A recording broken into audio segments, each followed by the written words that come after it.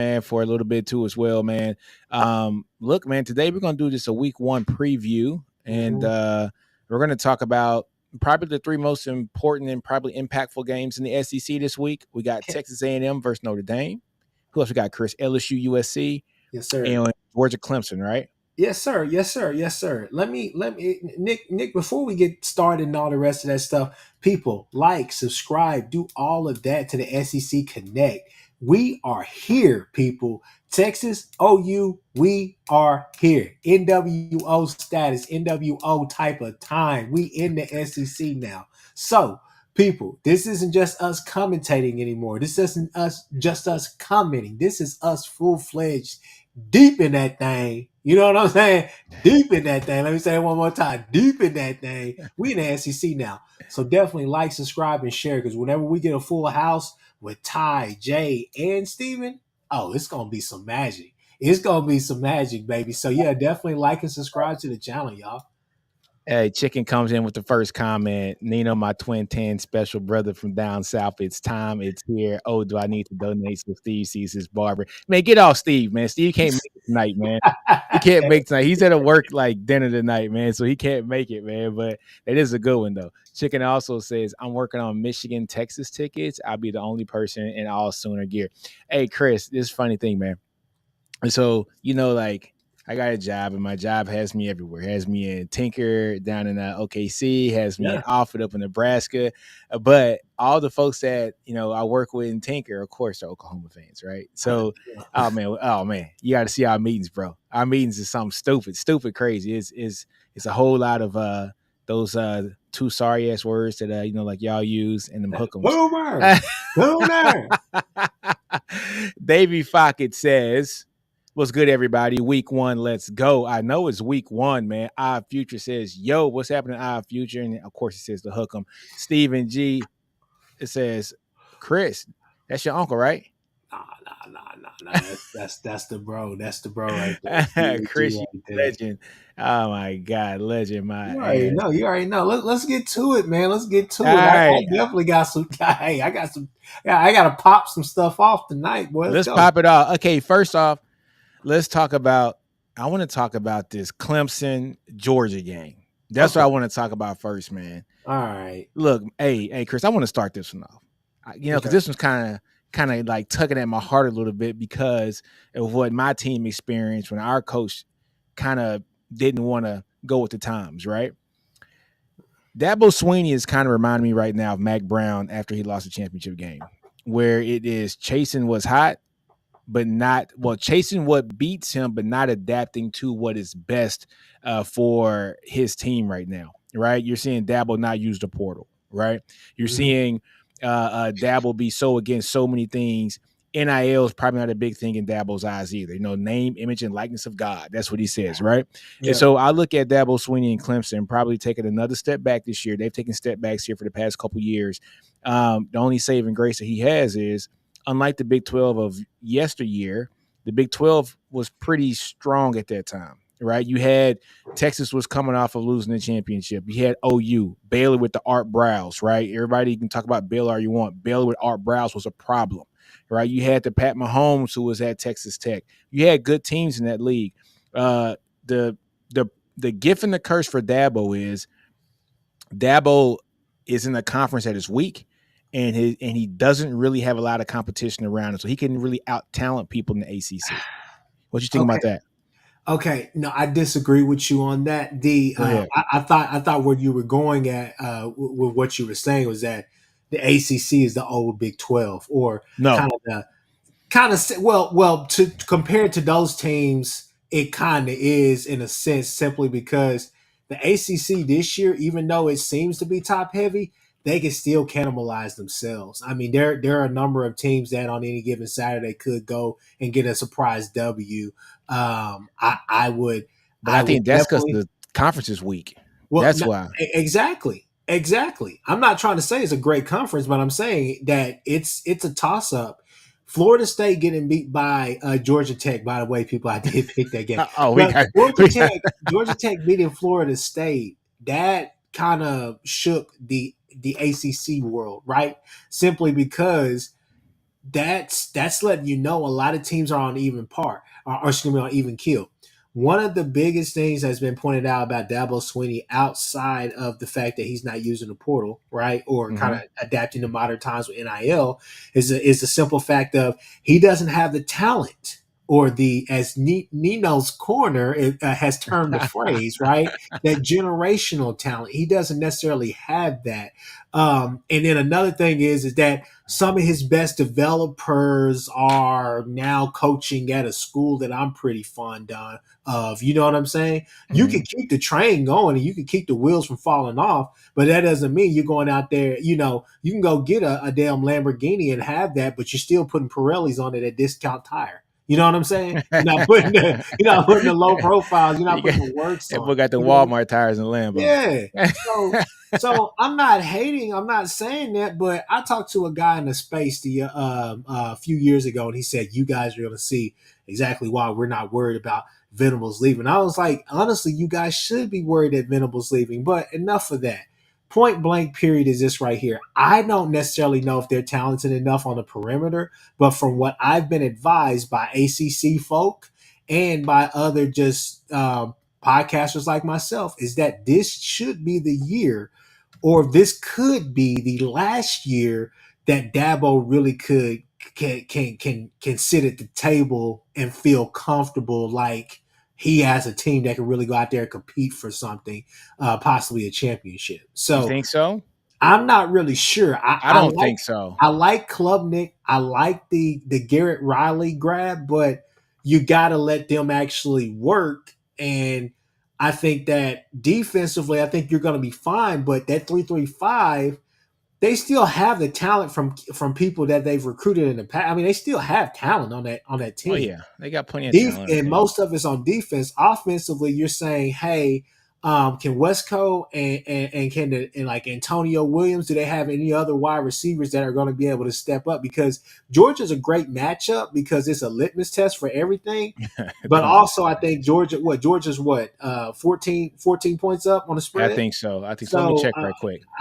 I mean, I don't know, man, but just from a philosophy standpoint, I think that's where we're really getting at with Dabo. If he's going to be stagnant, then so is Clemson, and that's what you've seen these past few years. And I don't think that Clemson's going to just bounce back like that, because I think the ACC is full of teams that are capable of beating them on any given Saturday. I really do. Yeah, I think Georgia's gonna put paws, hand, feet, and paws on Clemson, and I don't think it's gonna be pretty either. I just think Georgia. Look, man, I read a stat the other day that Georgia has 7 offensive linemen that NFL scouts believe have 8+ year careers. Yeah, Like they got 8+, they got 7 linemen that are going to have decorated careers in the NFL, I which mean, I think they're going to abuse them. I, I I, I mean, just I do. I think that the game could potentially be a woodshed. I think it should be a woodshed. I mean, obviously, I'm going to take Georgia, but my question is simply this: if Ty Hayes was on here, Ty would tell me, "Oh, you're wrong, Chris," because they do have those type of guys. You lose Brock Bowers, and then you lose your safety valve, who's Mister Everything behind Brock Bowers and Lad McConkey. I don't know. I got to see it. You lose the Raw kid. You got Evans, who we wanted to be at OU, but we get to see a full palette, right? Do we get to taste the full palette this year, or are we only working with that $10 wine that we can buy from Walmart, right? I don't know why Walmart. Please don't sue me, but all I'm saying is simply this. I'll say is simply this right here, is that they've been so reliant on a tight end that is, again, as Nick would say, generational, Yeah, he's right? he's a transcendent player. Yeah, and so I mean, defensively, yeah, they're going to be in games. But my question is do we regress back to the Jake Fromm years, or are we still moving forward in the right direction as far as we're going to be a legitimate contender for the national championship? Because I'm not convinced that Carson Beck can do it without those two. I have to see it. That's just my opinion. It's gonna be interesting, man. I like Delp. I think Delp's a great tight end too. He played well last year. Of course, he's not Bowers. Bowers was Yeah. different. You know what I'm saying? He was different, but Phelps is another 5-star guy. I think it was the top tight end in the country coming in last year too as well. So last year was his freshman year, right? So then you got Carson Beck, who many have tabbed to be like the Heisman front runner, top 2 or 3 pick in the draft, if not the top pick of the draft.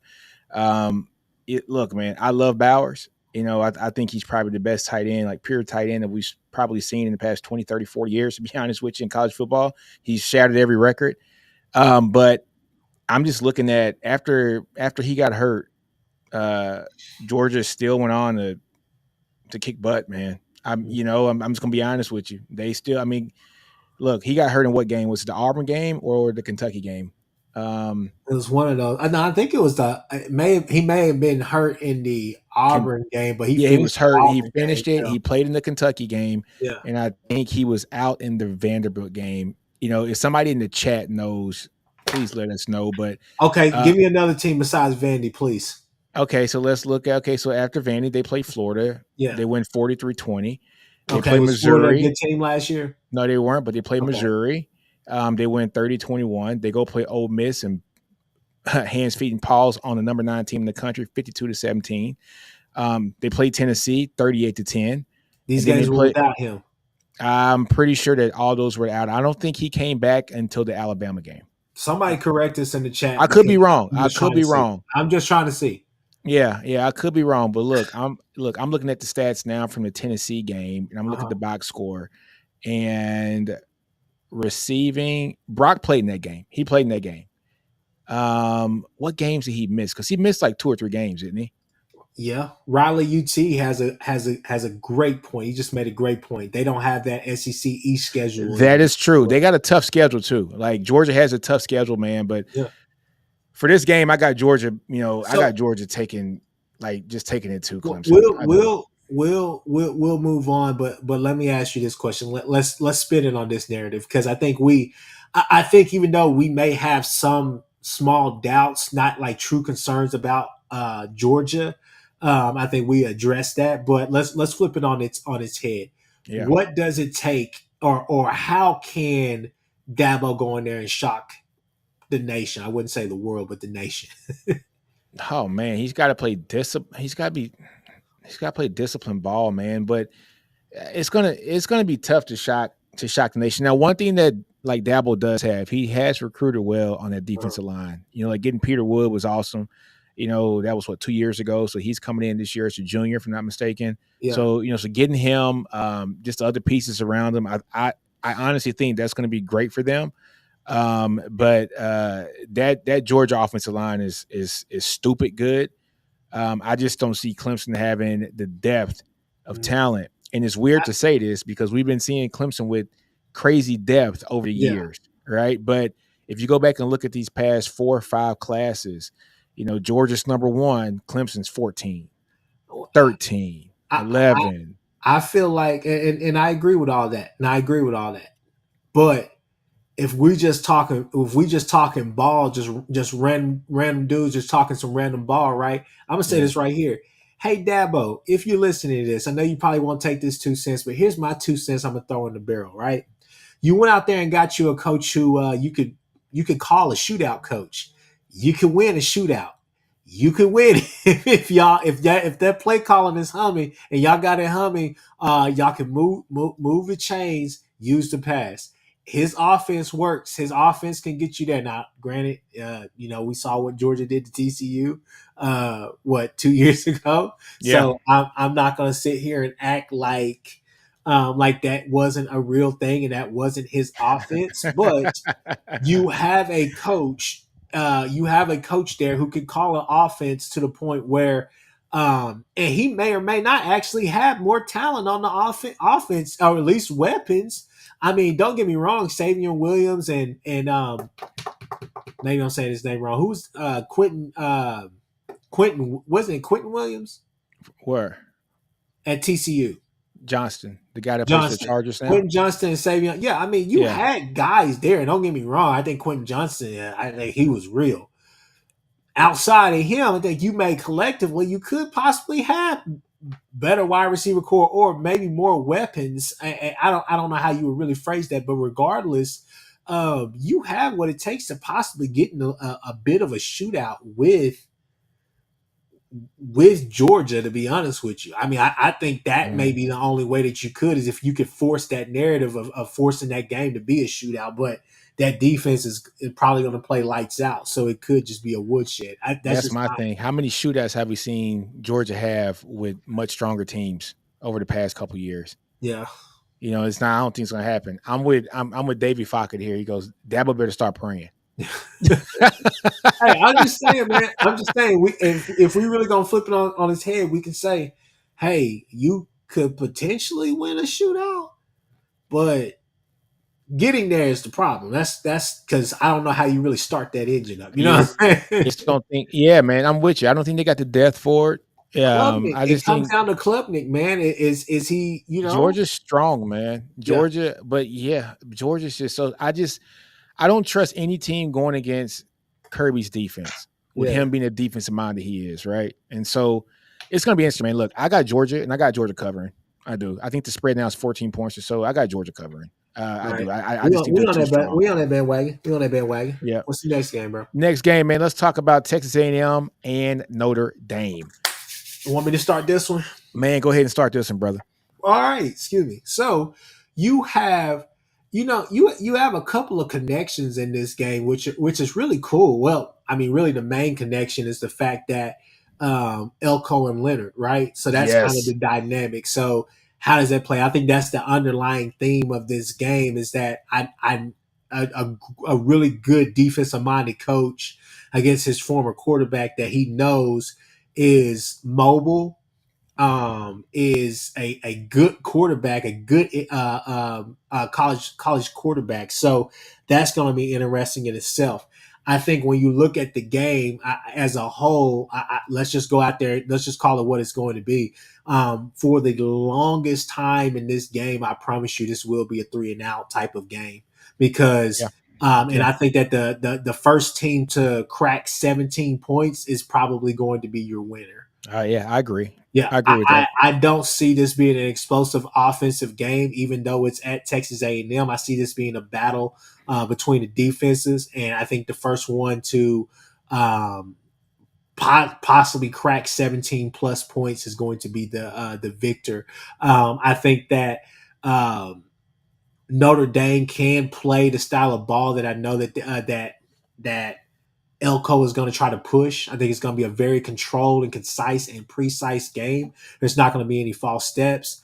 Going out there and getting somebody like Colin Klein, who, let's just be real, am I in love with his offense? No, but I No. know that his offense does cause problems. I've seen both our teams struggle with um, uh, uh, K State before. I've seen us go out there and handle business, but I've seen us also give up some plays that were just like, what the hell, regardless of who was out there or whatever the case may be. Colin Klein can't call a hell of a game, and the biggest thing about Colin Klein is that he's not one of those coaches that waits until halftime or whatever. He makes adjustments drive to drive. And so He he's going to does. give you a lot of eye candy. He's going to give you a lot of pre-snap stuff that you're going to have to pay attention to. So, but I think Notre Dame is going to be fine because they have a defensive-minded coach as well with Freeman. I think Freeman is one of the best defensive coordinators in the nation. I think he's proven that time and time again. I think he's put his imprint on that Notre Dame team and that defense. Yeah, I agree. The biggest thing for Notre Dame this year, which was last year, which was kind of surprising me after the Northwestern game, right? That offense, can it actually be explosive or is it going to just be lethargic and unpredictable each game, right? But Hmm. if you wanted me to call a winner, I'm going to pick Texas A&M simply because it's there. Not necessarily sure of what I'm going to see from Weigman. Is he going to really, take over that team this year and be that guy? But I feel like with what Elko is going to want to do offensively and defensively, I think that they probably get the game, and I think it's a close game. But like I said, I think the first one that cracks 17 plus points is the winner. That's a good one, man. I think I'm on board with you on this one, man. I was just jotting some notes down. Yeah, man. Colin Klein he has done more with less. He Yeah, doesn't get the players that he would like to at Kansas State. So he has really good offenses for that kind of personnel. But in saying that, does he have the personnel at A&M to run the offense that he likes to run? You look at the offenses that he's had at Kansas State. He has some pretty big physical running quarterbacks that went out there and got it. Hell, he was one of them. You know what I'm Yeah, saying? Connor Weigman is not that kind of guy, right? So can he tailor his offense around a guy like Weigman? But also, Texas A&M's offensive line, man, they need help. I saw a stat today, and it showed that their top 7 offensive linemen, their grades from PFF were they had one of them. I think Bryce Foster was like at a 5, like 5 points out of 100, like 5. Like, that was his offensive line grade. I think like the highest one might have been 50, yeah, right, which is below average. Um, so I'm not sure if he can implement a great offense with that kind of line play in the SEC. On the flip side, Notre Dame, I read something today. Their starting offensive line only has like 7 or 8 starts between all of them, between the starting 5. Like with yeah, a true freshman at left tackle, A&M's defensive line is still there is still damn good, yeah. right? So we know A&M's offensive line is not good. We know A&M's defensive line is good.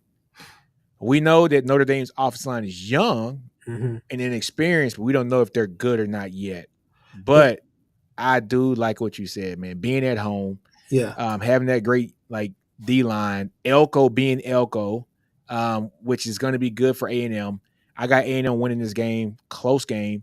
I think they do cover. I think it's 2.5 points. Hmm. Yeah, so like I got them on 3 to 5 point win or so. Here is and you just named another underlying theme of the game. Who's going to be able to? Who's going to be more successful at running the ball? Yep, Because we yep. know both teams are going to want to run the ball. I mean, Notre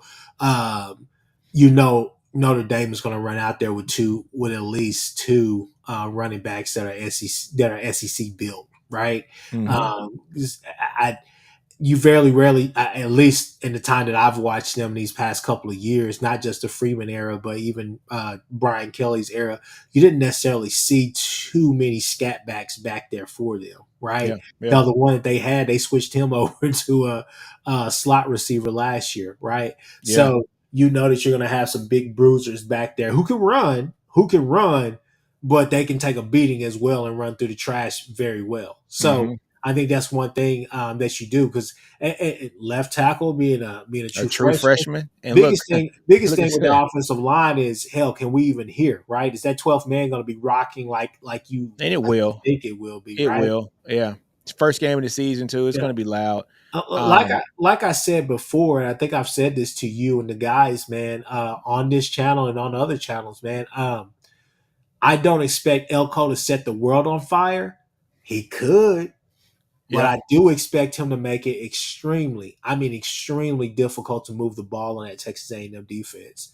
Not necessarily because they have 5 stars or people like this, just because, um, He's a you good know, defensive coach. People don't he's a get good that man. defensive He's a good coach. defensive Yeah, coach. Yeah. they're not going. It's not going to be a lot of wasted moving out there. Okay, this is not going to be. It's a work in progress, but I mean, it could be. It could turn out to be 7-5, 8-4, maybe even a 9-3 at the most, in my opinion. That damn good, simply because it's going to be hard to move on that defense wherever you're at, because they're going to travel as well. They're going to they're do pretty good. Oh yeah. Oh, yeah. I'm with you on that.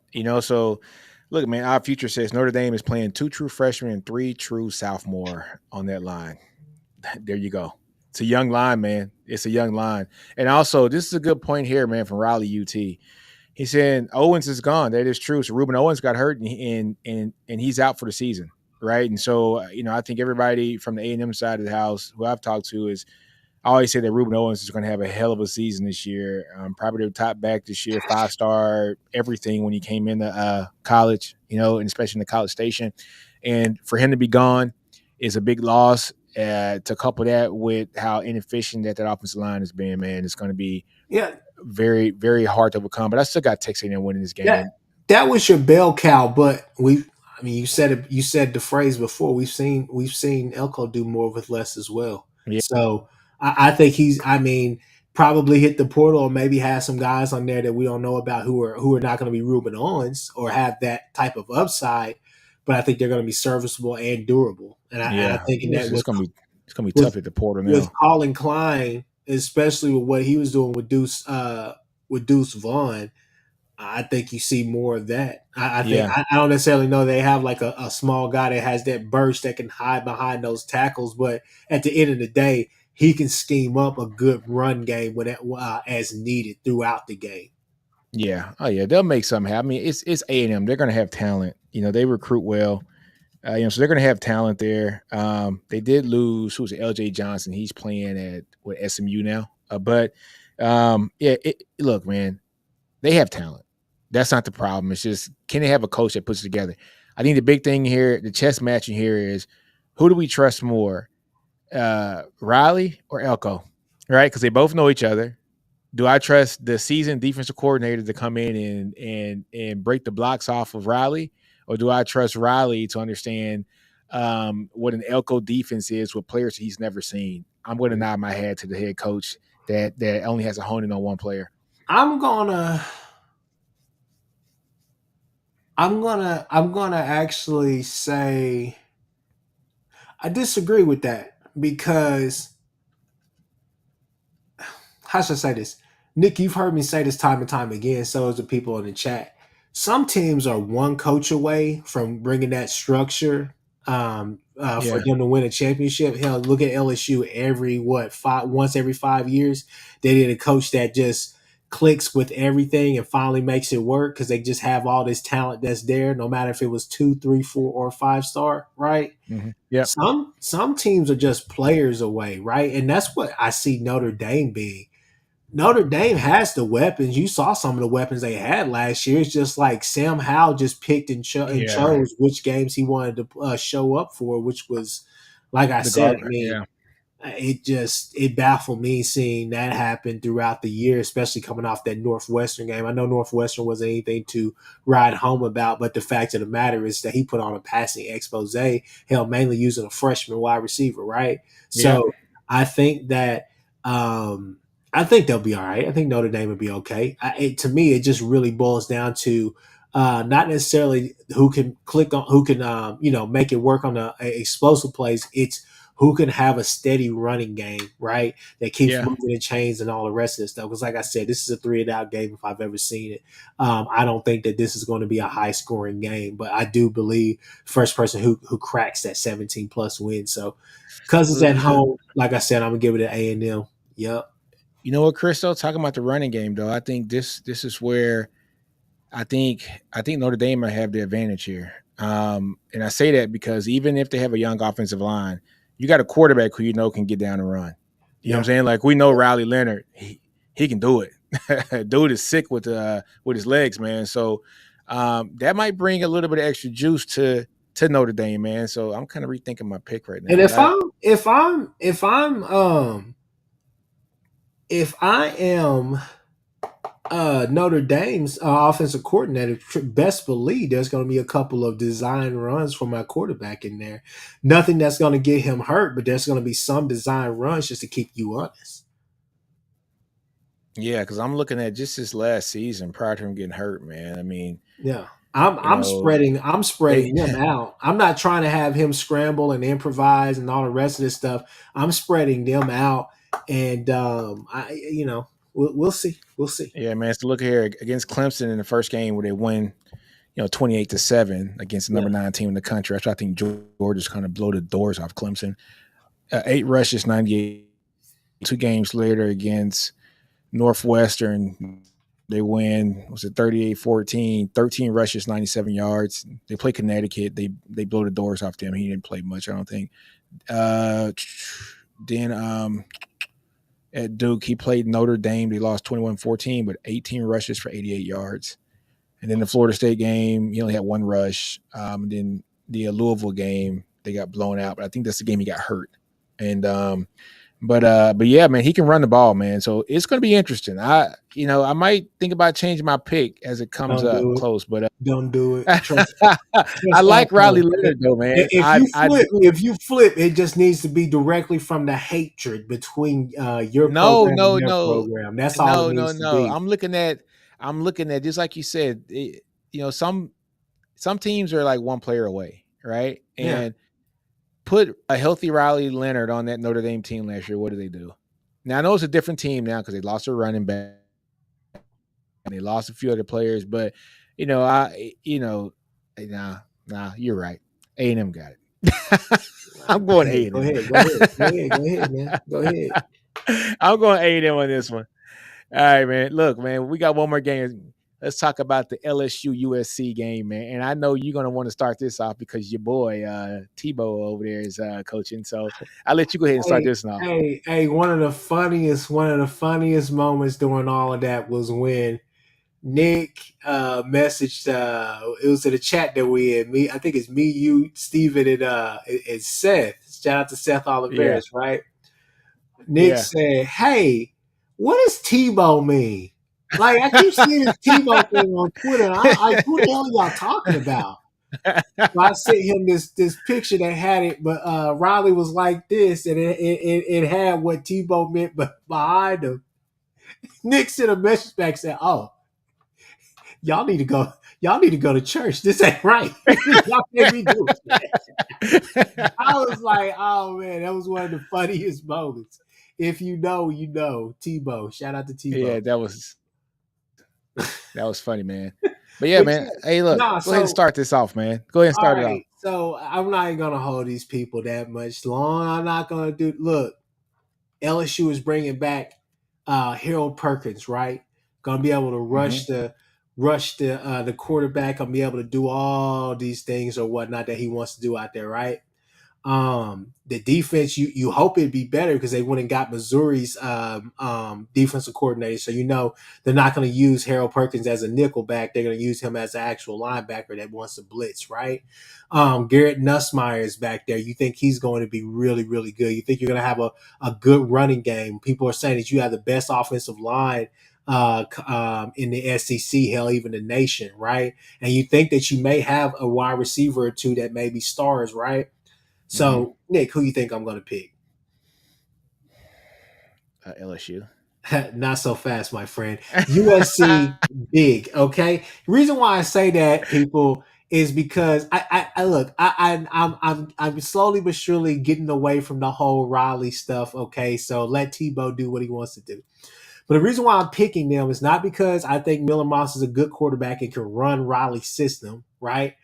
Um, it's mainly because this is a dangerous time. There is two times that you don't want to see Riley, right?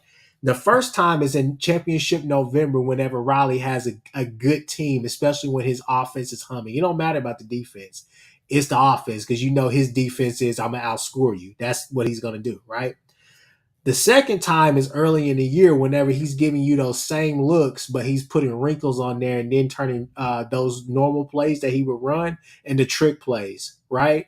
And those are big plays that get him points and get him out early and get him early leads. So Nick, I'm just saying, man.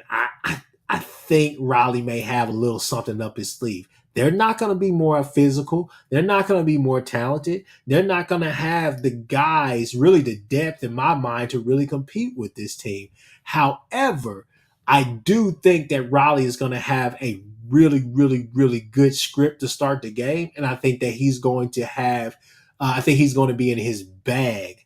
And Nick, whatever you want to say, I understand, but I'm telling you, there's two times you don't want to play Riley, and that is championship November when he's got a good team humming, and then also early in the year. Because when it comes to games like this, Riley does show up pretty much a lot. So I'm just saying, I think that you kind of got to give USC the benefit of the doubt in this game. So people call me crazy in the chat. Jay is here. Jay is going to call me crazy as well. But Nick, USC beats LSU Sunday night. You've heard it here. Jay, you see, Jay, I'll let you respond to that because So I would like to call you crazy, Chris, but I really can't. Because I'm going to be honest, when I'm looking at both games, and first off, thank y'all for holding it down. Sorry about my tardiness. I had a little bit of emergency I had to go run to, and I'm back. Um, my question I have, honestly, for both teams is which quarterback's going to be better? Nuss, I don't know. I Nuss. don't know. I have no clue what either quarterback's going to look like. I don't know what either team's running game is going to look like.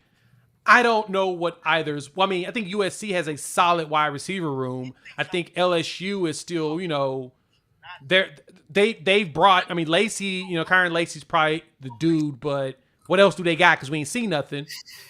The offensive line at LSU is elite, and both defenses are boo boo. So I don't know what to expect either. So I'm kind of like, I want to call you crazy, but I can't. I think you're right, Chris. USC has a chance to beat LSU, no problem. But do I think they do it? I don't see them actually winning the game. But I would not be surprised if they did. That game is probably the hardest one this weekend for me to pick. Jay, as I said, and I'll say it one more time before Nick goes. There are two times that you don't want to play on CP time. There are two times that you, man. There are two times that you don't want to play Raleigh, and that's first off Championship November when he has a good team that's humming. Like I said, don't worry about the defense. His defense, I'm gonna outscore you, right? Second off, you don't necessarily want to play him in the beginning because those same normal looks that he's going to give you, he's going to run. He's going to have either one, wrinkles in there, or two, he's going to make trick plays off of that. So I can see them having some really explosive plays to start the game. Now, will it get tight? Yes. If LSU is smart, if Brian Kelly is smart, Brian Kelly, listen to me. Do not go out there and try to make this a track meet. Y'all have better athletes, y'all have this, but I don't think that you have a better play caller than Lincoln Riley. I'm sorry. So, what am I saying? I'm saying be more physical. 3 yards in a cloud of dust. Believe in that. Run the ball. Make it 3rd and 2, 3rd and 3, 4th and 1. Go for it. Do what you need to do. Give yourself a chance to actually go out there and blow this team out. Do not go out there and try to make this a track meet. It's just like basketball, people. Don't go out there and play the other team's tempo or the other team's game. Play your game. You're more physical. I don't know what Nussmeier is going to be like. I think he's going to be a good pocket passer, but he's not going to be Jaden Daniels out there making plays with his legs 9 out of 10 times, right? So you don't have that luxury this year. Supposedly they're tackling in practice up there in California. I don't know what they're doing at SoCal. All I know is this right here. Do not go out there and try to make this game a track meet because if that's what you want to do, if we're getting in the high 20s or cracking 30s, I'm picking USC. I'm sorry. Well, okay. The only thing I got to say about that is I like Nussmeier, man. I think it's going to be good in this system. I do like Riley picking up, his rivals DC. Bringing in the guy from UCLA was great. He fielded some really good defenses over there. I think they had a top 10 defense in the country last year. One thing that they did do was they stopped the run. Yeah, right? They stopped the run extremely well. They had the second ranked rushing defense in the country last year, but LSU didn't run the ball well last year, and I don't know if they've changed that enough to run it well this year. Either. So Chris might be onto something. This might be a shootout. Is Nussmeier better than what Riley is going to bring to the table at the quarterback position? We're used to hearing Riley. Yeah, Moss, Nussmeier, right? Miller Moss. Who we got? Yeah, so we seen what Nussmeier can do, but I trust Lincoln Riley's offensive schemes, especially like Chris says early in the season because he's game planning for this game. This is his Super Bowl for the top of the season, and then I think after the next, after that game, he has 2 weeks where his games aren't as tough. So he's been like planning for this, but so is LSU. Where's the game at, guys? It's neutral Las site. Vegas. Yeah, it's Las Vegas. Yeah, which could be a home game for Cali, but LSU fans are going to travel. Especially yeah, man. Because that's a 45-minute flight from LA, right? That's easy to get there, right? And you get direct flights from Baton Rouge or either Baton Rouge or New Orleans, whichever one you decide. You get direct flights. LSU fans going to show up. They're going to travel. They're going to travel. They're going to drink up all of. I'm going to LSU this game, man. I'm going to LSU this game. I think I'm going to trust. I'm gonna trust Kelly over Riley, man. I like Kelly. Kelly tends to show up more, I think, in the bigger moments than Riley does. No, honestly, I think he does. It's doing crazy. This boy tweaking. No, I can't argue it. This boy's smoking them funny cigarettes. What are you talking about? No, what I'm saying is, look, Both of them have been underwhelming when once they get to the match. But look, I have seen Brian Kelly play for a championship. I have. I haven't seen Lincoln Riley do it. I haven't. And it just is what it is. Brian Kelly got beat by a Bama team that nobody was going to beat in the Oh, country that year. we talking about those games. We ain't talking about the when they came back down from. Never mind. I'm sorry, my fault. No, look. I mean, okay, since you want to talk about an 8-5 team that you guys can make and beat, that's great. No, I don't think the team was 8-5 that year. I think we were a 5-7 team. Yeah, so we're going to talk about. So we're comparing Brian Kelly's championship game to a game where Lincoln Riley came back against a 5-7 team. I was just that should tell you more. That should really make my point more. Nick, I was just trying to figure out which games we were talking about. Man. That should make my point more. Nick, we was riding around OKC, man. We boys, man. We boys. We boys. I'm just saying, man. Look, man, it's gonna be interesting. I do have I got LSU in this game. I do. I think they're gonna be more physical. I think their line's gonna be better. Can I trust USC's defense to improve that much more this year with the addition of a DC? And I know they got Bear coming in. I get that. But Bear was a problem at Georgia. There's a reason why he was in the portal, right? There's a reason why a 5-star guy was in the portal is because he was causing trouble down there. And we can talk about the backstory behind that once we get off this phone call on why that happened. But, yeah, I mean, I got LSU. I think their line's going to be more physical. I think Brian Kelly has the guys, and I think we've seen Nussmeier in games, and I think those games that he's played in, they're bowl games, they've been pivotal games that he's had to step in, for Jaden Daniels last year, and I think he's going to have enough motion in him that the moment's not going to be too big for him with having a first start. It won't be his first start. Miller Moss, we'll see. Yeah, I'm on LSU too. I just think their offensive line's going to be better. I don't know who I trust more out of Brian Kelly and Lincoln Riley as of right now. Now, I think that Lynn's going to have that defense humming as the season progresses. When they get into Big Ten play, I think they'll be better. I can't say that they'll walk out the door that great, right? It's going to take them about a year to really get it the way that he wants it, because Benny Wiley's still there, right? And Wiley's still there doing the strength stuff. Wiley's still there, bro. So I got questions. Oh, Benny Wiley, man. Yeah, exactly. We'll see. We'll see if it ends up being that. But yeah, I don't know how much of that I trust yet. Like I said, from that defensive side. So if it does end up being an offensive shootout, I could probably see Brian Kelly and staff possibly winning this out. Lincoln shouldn't lose it because Moss has been in his system for a year. So he knows 2 years. He's been there 2 years. So he should know. Nussmeier's been in the system 2 years. That's true. Nussmeier's been there as well for 2 years. And, they were more excited about him than they were Jaden Daniels anyways. They were kind of just waiting the time out with Jaden Daniels. Yeah, it's true. That's true. You got a Heisman out of it, which is crazy. I am in the mind frame of I think LSU's defense is going to be a heck of a lot better. Harold Perkins needs to be better. I think Baker puts him in the right spots for a change, and he plays better. I think Corey Raymond does better with the secondary. I think the corners are actually prepared, right? I think Bo Davis has that defensive line humming, right? And they got the talent at LSU. They just need somebody to coach them up. That's really all it is. Yeah. And I think by the time we see the late in the season, it's going to be a dogfight. So they should get off on the right foot and win this game. Nick. But again, like you said, Chris, I would not be surprised if USC makes it a shootout and they win. That's true. It's too hard to predict with all of that. Nick, they told me they laughed at me. You know what I'm saying? They preyed on my downfall last week when that Georgia Tech pick got connected. You know what I'm saying? Hey, it was like, bro. It was like, I've been trying to tell y'all all along this to listen. I shouted you out. But look here, though, man. We're talking about as bad as LSU's defense was last year. Historically bad. Historically bad defense. Historically. They went 9-3, guys. I'm sorry. They went 10-3 at the bowl.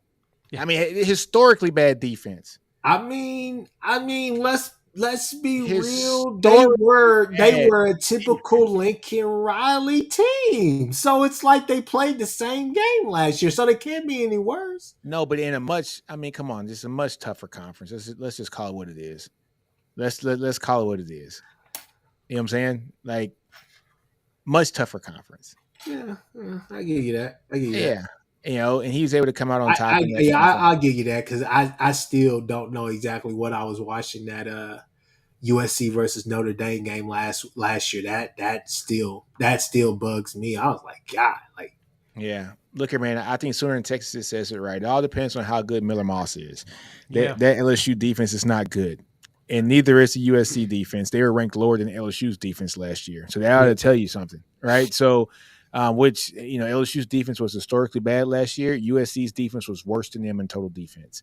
no. Now, is a defensive coordinator from UCLA going to change all that at USC in 6 months? He No. said they tackling. That's enough for me. I don't know what all that entails.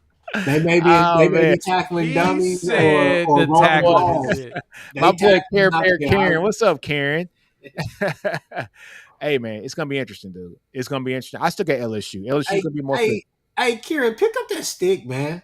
Like, what's up, bro? See me with these sticks, bro. Like, Hey man, you been Karen over there dodging, getting you been 25 dodging 5 stars, slow. man. I saw him Yeah, with the Space Force getting 25 he 5 stars. Go ahead, he got Karen. on overtime and thought it just moved on up to the east side. Like he don't know. We still out here in these streets, man. Karen is the Pick, dude, man. pick them sticks up, Kieran. We can. Hey, look, Texas, OU, Red River, me and you for bragging rights, all of that. You already know I'm gonna win. But go ahead, Nick. Go ahead.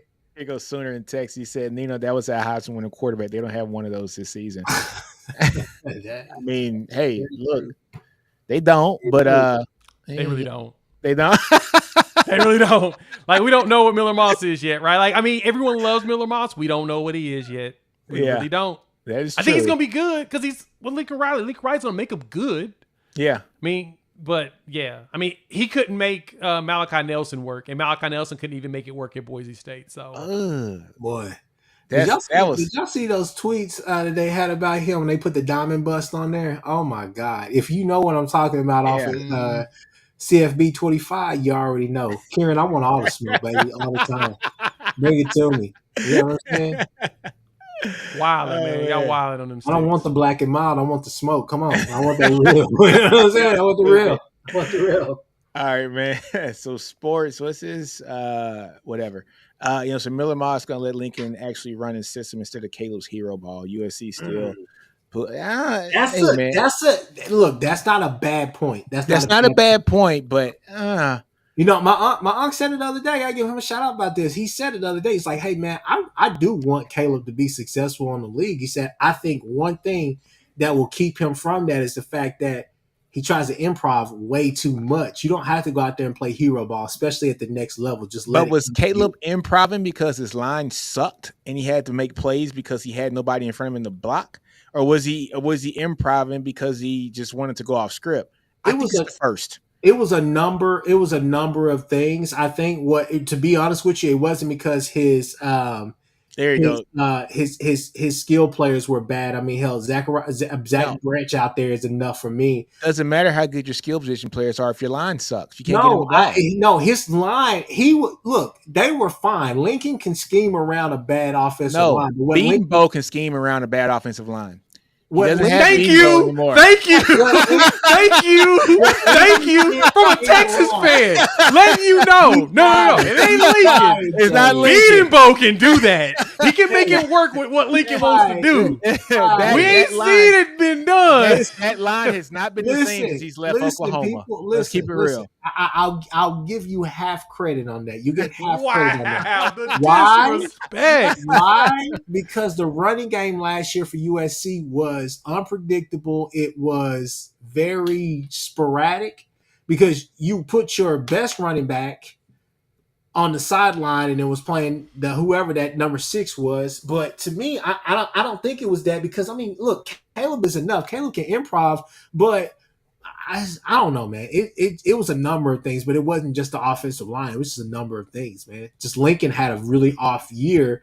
But I've been saying that for the past couple of years. Lincoln hasn't really called a great season outside of probably 2 years ago. But that last OU season and then this past season, you just kind of like, man, it's just like everything's so predictable that you're doing. Like what, like all those wrinkles and everything that he would usually add, he didn't add them. So I don't know. It was a number of things, but I wouldn't just blame the offensive line. I mean, it was a whole bunch of stuff that was Look going on. here, I'm going to tell you exactly what Lincoln was doing at USC, and Texas fans will understand when I say this. All right, and here's Karen. He says it best. He says they are catching up to Lincoln. They are. Look here. Texas was recruiting a bunch of skill position players back in the day, and it was 5-star this. The class looked great. Top 6, 7 class because you got all, Brennan Eagles is a 5-star wide receiver. You got Colin Johnson and Jordan Whittington, 5-star guy. These are the guys that Tom Herman and Charlie Strong are bringing in, right? But go look at the offensive line recruiting. Look, it is cool to have a Lamborghini, but like you said before earlier, if you're putting Walmart tires on it because the line can't block, that's true. It is what it is. That's what's happening over there at USC. Is that yes, he's bringing in like kids want to play in that offense. They want to play in Lincoln's offense. He's going to make the quarterback look great. He's going to make the wide receivers look great. The running back's going to look great, but it's all dependent upon if that line is going to do their job, right? And the line did not do their job last year, and they got very, very lucky that they had a guy like Caleb who could improv and make plays. I watched that game against Colorado because, I got family ties in that game, and I'm seeing Caleb, he's getting sacked 2 or 3 times that game. They can't really run the ball really effectively in that game. And this is a Colorado team that won 1 game the previous year and had to build most of their team from the transfer portal. Yeah. So that right there let me know, like, hey, man, there's some things that had to get better with Riley. And he's recruiting great on paper from a top 10 standpoint and all these 5 stars. But he's not getting the offensive line talent that you need to have to sustain yourself, especially in the Big Ten. Especially in the Big Ten now. He's not recruiting like Cowherd try to lead us on to believe. But I think Kieran's next comment and then Jenna James' comment as well, I think those are spot on. I've said it plenty of times, Jay. When I talk about those blueprint games, I feel like a lot of teams, especially Baylor especially, that second year, that first year and then that second year that Orlando was really chumming down there at Baylor, they exposed that GT counter, man. I mean, it was like they were just running a crash blitz. They had like Pete, whatever how you say his name, that nickel that they had, and they had a linebacker come off the edge, or they were vice versa. One of them was going right there and that A or that B gap, and then the other one just coming straight off that edge, just like, hey, I mean, it is what it is. We know what y'all running. And that's even with a patient guy like Kennedy Brooks back there. So I mean, it was patient, very patient. Yeah, it was very frustrating watching that GT counter not work because Lincoln would not leave it alone. He kept going back to it like he thought, okay, well, I'm gonna finally catch him. No, they were ready for it every time. It's a great comment here from Sooner in Texas. It goes, people caught up to Tebow the minute he put that dry ass brisket out there. Kill Sark to make a brisket, man. I want to see his. Hey, man, Sark, we don't got to make brisket, man. We make enough money, we go buy shit. We live in Texas. We live in the house. I'm gonna get that delivered. We got a whole lot of people out here that make great brisket, man. Well, they're going buy them hams. Shout out to my boy Pinkersons, man. But yeah, look, man, it's gonna be interesting, man. I got LSU winning the game, though. I got them winning the game. I think that they're going to be more physical on the line. I trust LSU's offensive line better than I trust USC's defensive line. And I think LSU has better playmakers on defense, not coached well. I don't think USC has a player that's even comparable to Harold Perkins on their defense. I just don't.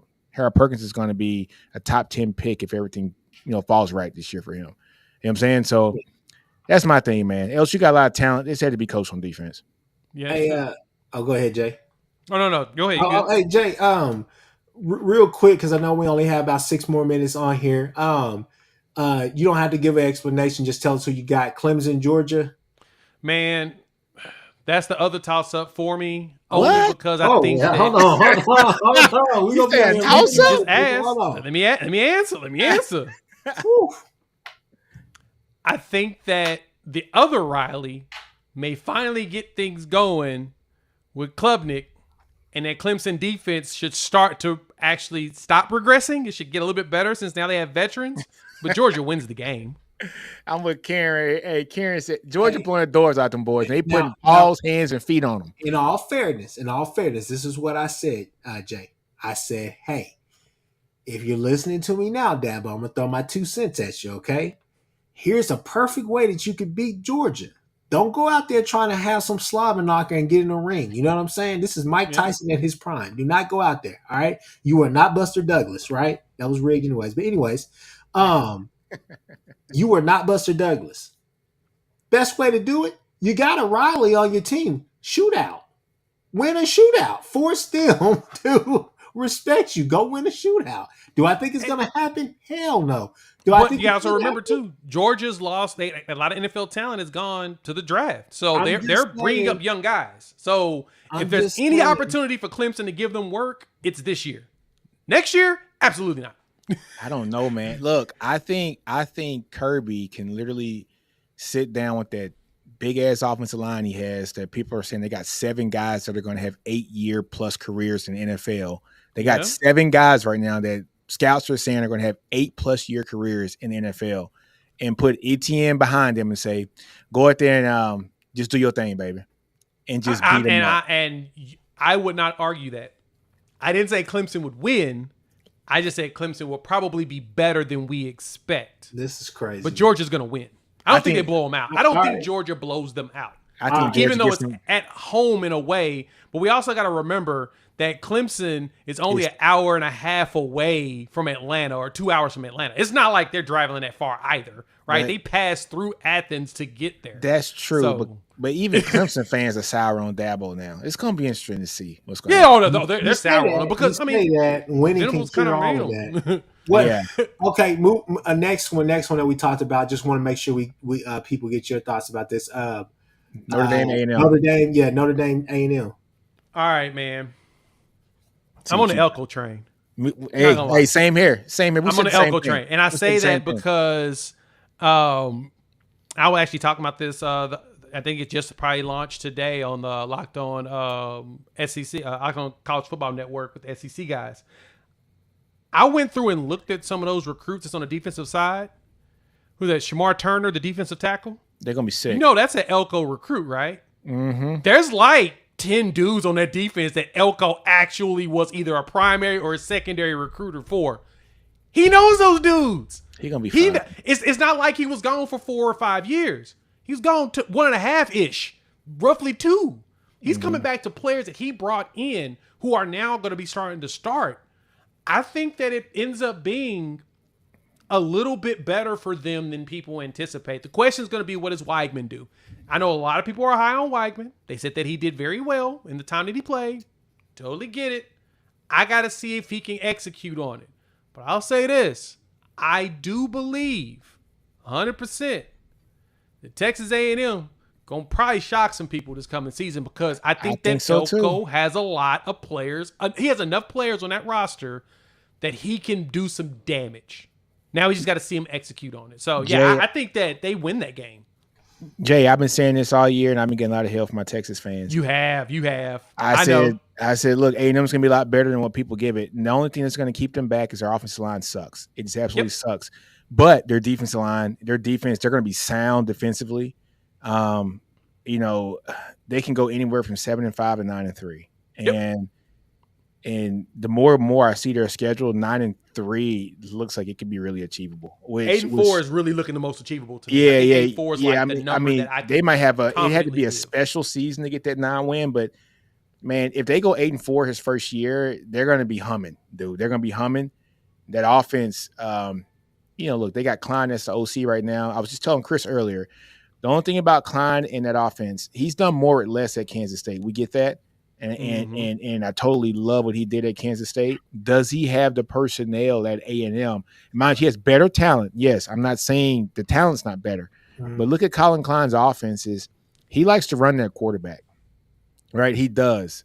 And is Weigman that guy that can be able to sustain the kind of punishment that he's put his quarterback like a wheelhouse? He ain't run, bro. He's not going to run him. I've seen. I know. I've seen different styles I mean, hell, look at the year that when Will Howard actually did show that he had a pulse back there with that offense. I mean, he was running a little bit, but not like you would think. He was actually out there threading the But slinging the that ball, man. fear with Howard was you knew he could run, Yeah, so that's true. it did take somebody, Yeah. to almost spy on him because he would tuck it and run. Will Howard's a hell of an athlete, which is going to be interesting seeing him at Ohio You State don't this year. know. You don't know. I mean, be honest with you. I'll be real with you, and it's not his fault because of injuries and kind of just a quarterback shuffle, a Hollywood shuffle back there at quarterback, like year one with Jimbo. Anyways, it's you don't necessarily know what you're getting from Weidman like on a consistent basis, and Right. That's that's like I said, that's that's not the his Jimbo fault. effect. That's the Jimbo So effect. yeah, so I gotta see, I gotta give Colin Klein the benefit of the doubt because, like I said, I've seen him do more with less.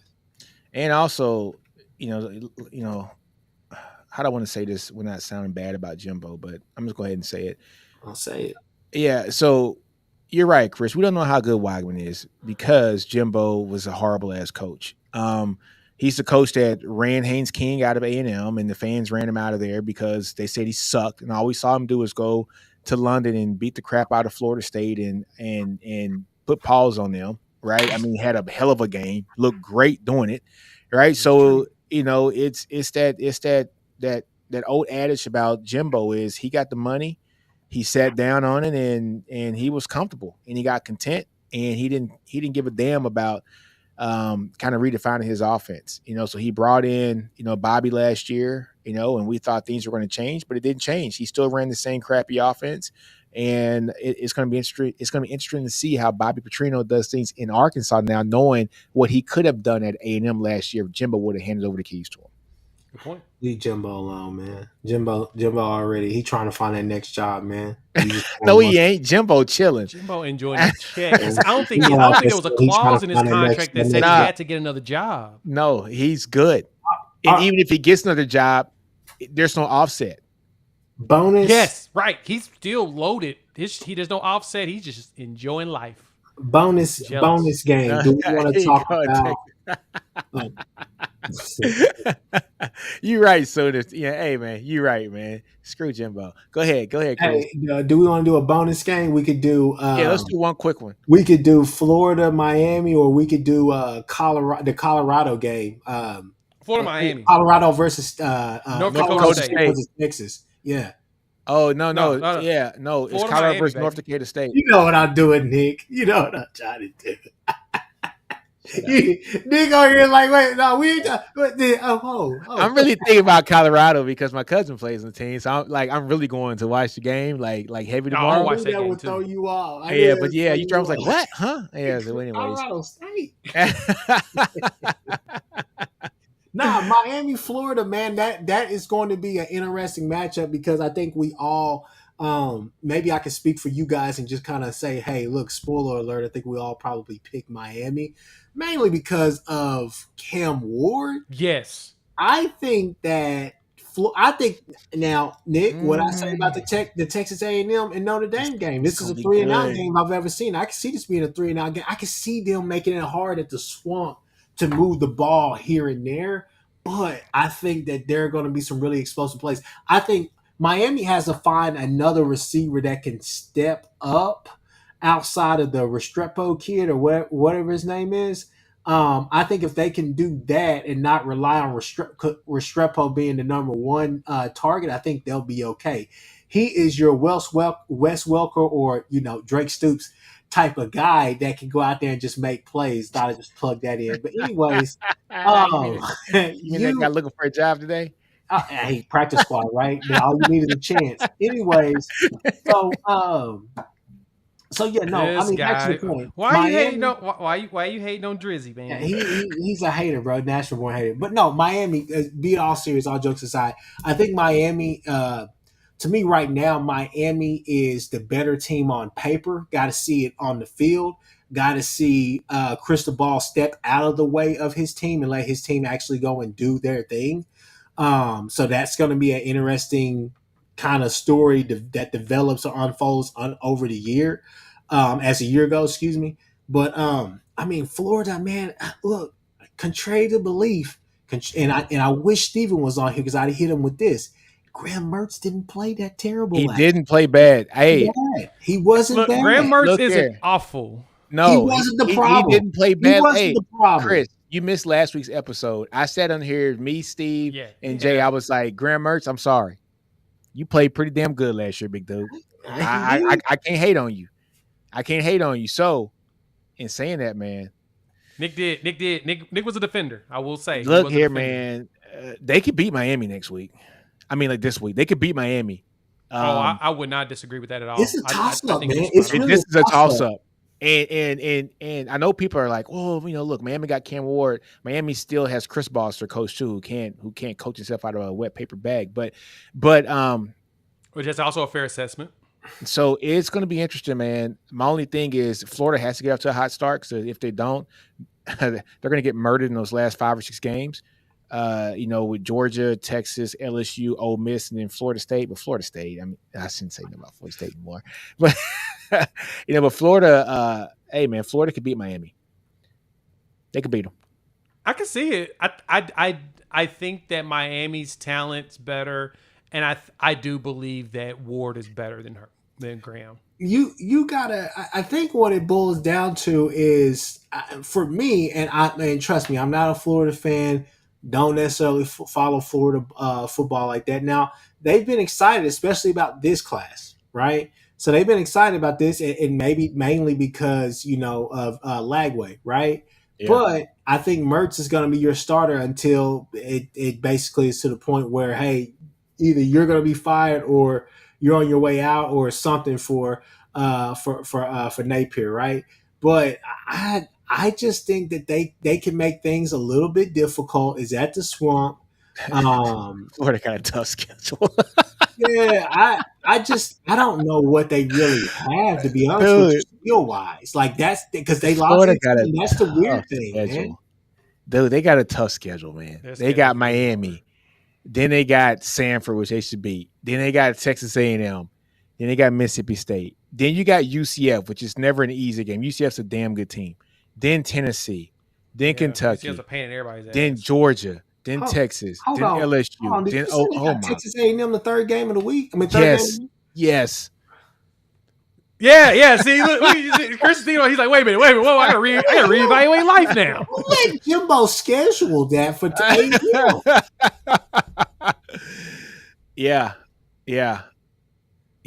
Jimbo needed to be fired. He's crazy. Anyways, no, I think Jimbo got no. That had nothing to do with Jimbo because this is so this is Florida. This is with the new schedules now that Texas and OU went to the SEC. So they still got the. I say, hell, don't blame that on us. That's if Jimbo should have fought that. Anyways, no, y'all go ahead. I'm sorry. Yeah. So look, man, Florida has to win this game. They can win this game. I'm with you, Chris. Honestly, this is a toss-up game. It's a toss-up game. It's at the Swamp, which is going to be interesting. The fans are going to show out and show loud. It's first game of the season. They're going to try to watch some of that stink off of them from last year. And they know that Miami was on the ropes last year. A lot. And if I'm a team like Florida, I'm going to say, look, man, I got an opportunity to get it, man. You know what I'm saying? That's true. Yeah. Here we go. Here, Karen says he's talking about Cristobal. He says this is the same coach that went on the road and beat CJ Stroud and then went back to the West Coast and lost to Stanford.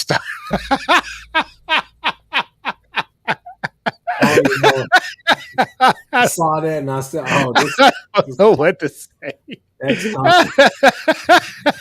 mean, he wasn't wrong, but he had to say it. Oh man! On that note, man, look, it's 9-10, bro. We done went through a few games, man. Look, man, like, comment, and subscribe. Next week, we're gonna have the full cast. Next week, man, we're gonna have the first week of a ball. We'll be talking SEC ball the first week, full week, and to see how these games go. And like, comment, and subscribe to the channel, folks, man. Bleacher Report. Bleacher Report. Oh yes, the Bleacher Report.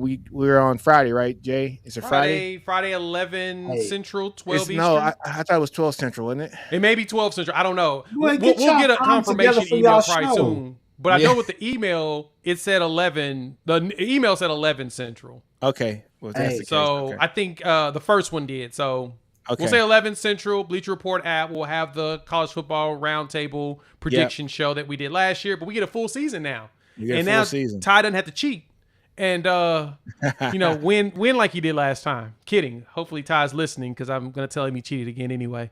That will be the bit the entire time we do this show. Guys. What's up? Colorado State does the impossible Saturday. Man, shut up. All right. Colorado State -4. Child, please. Yes, 12 Eastern, 11 Central.